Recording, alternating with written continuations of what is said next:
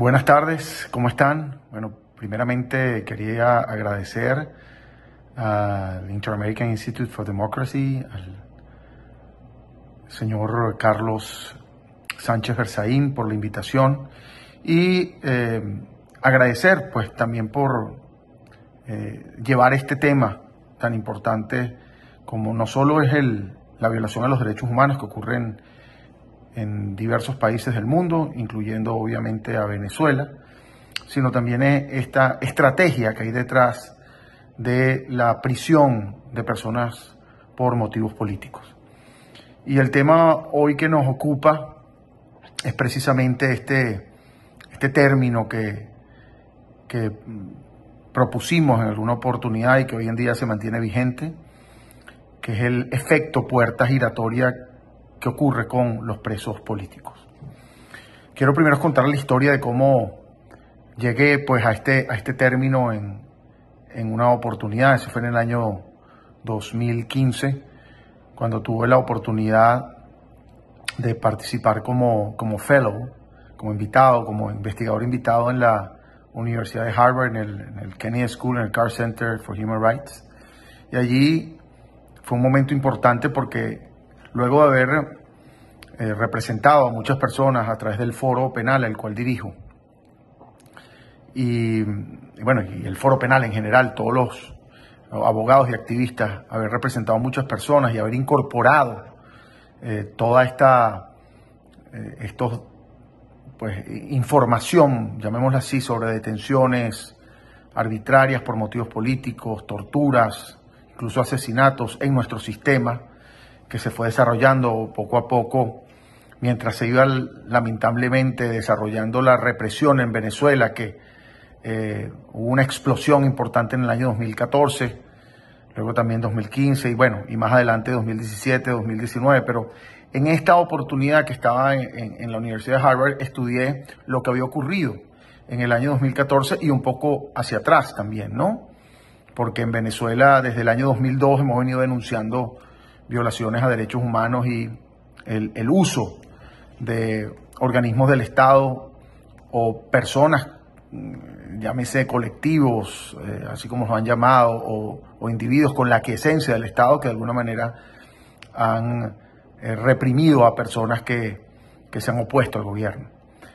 Entonces les decía que allí, analizando el sistema, me di cuenta que cuando uno habla, por ejemplo, si usted me pregunta hoy cuántos presos políticos hay, yo podría responder inmediatamente, bueno, en este momento hay 271 presos políticos en Venezuela. Correcto.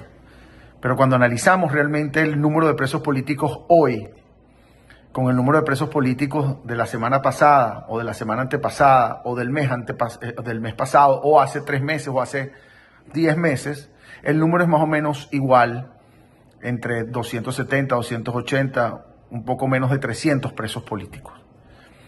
Entonces, cuando te hacen la pregunta, si tú dices que hoy hay 271 presos políticos y en la semana que viene digo que hay 260, entonces la respuesta inmediata que uno va a considerar es que, o el análisis inmediato es que, bueno, hubo una reducción de presos políticos, pero no es así. El tema es que los presos políticos que están hoy, o que estuvieron, esos 270 o 280 que están hoy y que estuvieron hace 3 meses, más o menos el mismo número, son distintas caras, distintas personas. ¿Qué quiere decir?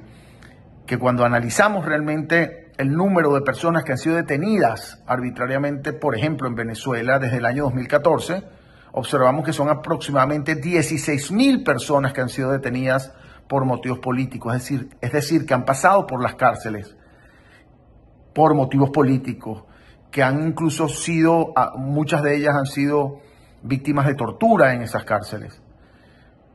Y ese es el número real, porque el gobierno y estos regímenes lo que hacen es encarcelar personas y excarcelan otras, pero vuelven a encarcelar personas cuando excarcelan algunas, a los efectos de no crear una percepción, sobre todo a nivel internacional, de que hay un número de presos políticos tan alto. Y esto quiero decir que es una estrategia que está detrás de estos regímenes, no solo en Venezuela, también lo hemos visto en otros países, China, incluso Egipto, Arabia Saudita, Cuba, Nicaragua. La primera vez que yo leí sobre esto fue un artículo del representante Human Rights Watch en China. Era un artículo escrito en el año 2003 aproximadamente. Y él decía que, por ejemplo, en el caso de China, para hacerse parte de la Organización Mundial de Comercio, para que le ingresaran y para que las Olimpiadas se realizaran allí, liberaron a unos presos políticos, pero inmediatamente después, cuando de alguna manera logran la percepción y el objetivo, encarcelan a otras cantidades de personas. Esto no solo pasa, quiero decir, aunque pasa, por ejemplo, en momentos de negociaciones que ocurren en estos países. En el caso de Venezuela, cuando hay alguna negociación o se pretende alguna negociación, uno de los gestos, así se llaman, que ocurren para que se entienda que el régimen está de alguna forma aliviando el esquema represivo, es la liberación de algunos presos políticos. Pero hemos visto en el caso de Venezuela, y ese es el estudio que yo fui realizando, que está, por cierto, contenido en un libro que se llama The Repression Clock, o El reloj de la represión, publicado por el Wilson Center posteriormente en el año 2020, y fue el resultado de todo este trabajo que comencé en el año 2015, pues precisamente hay ciclos. En el caso de Venezuela ya vamos por el ciclo 9, donde ocurren situaciones de represión, donde ocurren protestas, represión, donde ocurren encarcelamientos de personas, donde ocurren negociaciones, y sustentado en los 3 pilares que soportan a estos regímenes, que son la represión, la cooptación y la legitimación. Y luego explico un poco con más detalle esto.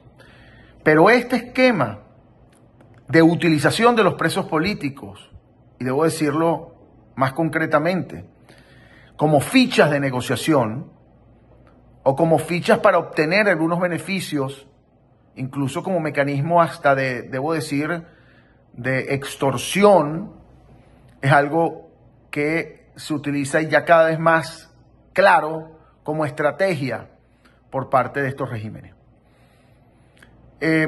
Decía que en momentos de negociaciones se prende, vamos a llamarlo así, el faro, y los medios de comunicación observan que se liberaron, por ejemplo, 5 personas, 20 personas, como ha ocurrido muchas veces en Venezuela en momentos de negociaciones, en estos ciclos, repito. Pero eso no, y como los medios enfocan esa negociación y el gobierno la publica de alguna forma como para que se vea y se sienta la percepción de que están aliviando el esquema represivo, pareciera pues que solo ocurre allí y que son los resultados de las negociaciones, pero no. Esto es un sistema que constantemente está ocurriendo. Es decir, liberan y encarcelan a nuevas personas para precisamente no crear esa imagen de que hay un número muy importante de presos políticos. Por eso es que el Foro Penal actualiza la lista de presos políticos cada semana. Yo les voy a contar una anécdota. En una oportunidad, yo hablando con una activista de derechos humanos de Egipto, y ella me decía, bueno, yo hablándole del Foro Penal, lo que hacíamos, y yo le preguntaba a ella, bueno, ¿cuántos presos políticos hay en Egipto? Y ella me decía, bueno, como 10.000, 11.000, y ella me pregunta a mí, ¿cuántos hay en Venezuela? Y yo le digo específicamente este número, y ella decía, uy, qué increíble. Y claro, ella me decía, bueno, es que en Egipto no tenemos un Foro Penal que vaya registrando eso. Y obviamente eso es lo que ocurre. Cuando se llama la atención el tema de los presos políticos y organizaciones de derechos humanos, de alguna manera, o representantes pues en el mundo hablan de los presos políticos, eso crea un costo importante al gobierno, y cuando los gobiernos están vistos por esa situación, utilizan, como decía yo, el esquema de la puerta giratoria o el efecto puerta giratoria. En países donde no hay ese registro y esa clara y objetiva identificación de los presos políticos, pueden quedarse personas por muy largo tiempo en cárceles sin que ni siquiera se sepa quiénes son y dónde están. Para concluir, porque esto es más bien una introducción y quiero darle paso a todos los panelistas distinguidos que están en este foro. Esta estrategia, les decía, de sostenibilidad de los regímenes está sustentada en 3 pilares, que es la represión, la cooptación y la legitimación. La represión es precisamente el mecanismo de intimidación o de exclusión de personas que de alguna manera opinan distinto, que compiten con el régimen. Y la cooptación, es decir, la represión es exclusiva, es decir, excluye a personas, ya sea porque los encarcela, porque los persigue y tienen que irse del país, por ejemplo. Pero la cooptación es inclusiva, en el sentido de que más bien se trata de incorporar a personas que son de oposición o el pueblo que de alguna manera se opone al régimen a través de, por ejemplo, subsidios en comida, o personas que de alguna manera se oponían y que de alguna forma, de alguna manera u otra, esas personas pasan a ser supuesta oposición que de alguna manera más bien es parte del propio régimen y parte de la estructura. Pero lo último es la legitimación. La legitimación es la fórmula precisamente que a través de negociaciones, a través de percepciones que se crean de que hay un alivio en la situación de derechos humanos y que hay un trabajo en pro de la democracia, los regímenes logran ser reconocidos internacionalmente. Primero la represión, después la cooptación y la legitimación, digamos que es el último pilar que allí ocurre. Entonces, para concluir, y hablando del efecto puerta giratoria, más allá del efecto puerta giratoria, quiero decirle que la represión y estos pilares es una estrategia bien estructurada de estos regímenes que lamentablemente ha venido siendo efectiva. Si nosotros no entendemos, aquellos que creemos en la democracia, en los derechos humanos, que estas estrategias, que existe una estrategia efectiva por parte de estos regímenes y no se establece, como hemos tratado de establecer una estrategia para contrarrestar esa que existe en estos regímenes, no podrá lograrse la democracia y el respeto a los derechos humanos. Muchísimas gracias.